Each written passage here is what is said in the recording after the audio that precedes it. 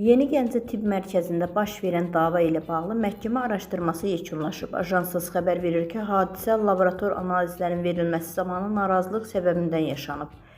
Laboratoriya şöbəsinin müdiri mikrobioloq Xətai Quliyev klinikada çalışan Zərifə adlı tibb bacısının əri Kəyan tərəfindən döyülüb. İttihama görə həmin gün reanimasiya şöbəsində xəstə uşaqlara təcili analiz lazım olduğu üçün həkim Emiliya Əliyeva Xətai Quliyevə zəng edib. Analizlərin yoxlanılması zamanı gecikmə ilə bağlı tərəflər arasında telefon danışığında narazılıq yaşanıb. Daha sonra tibb bacısı Zərifə laboratoriyaya gedərək analizlərin vaxtında tətbiq edildiyini bildirib və mübahisə yaranıb. Bir qədər sonra klinikaya gəlmiş Kəyan adlı şəxs laboratoriyaya daxil olaraq Xətai Quliyevə yaxınlaşıb və göz nahiyəsinə yumruqla zərbə endirib.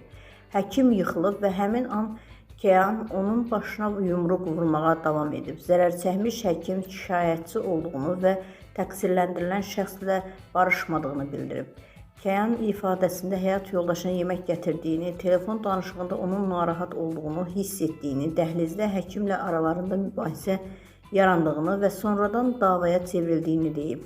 O, əməlindən peşman olduğunu və yüngül cəza verilməsini xahiş edib. Hadisə klinikanın nəzarət kameraları tərəfindən də lentə alınıb.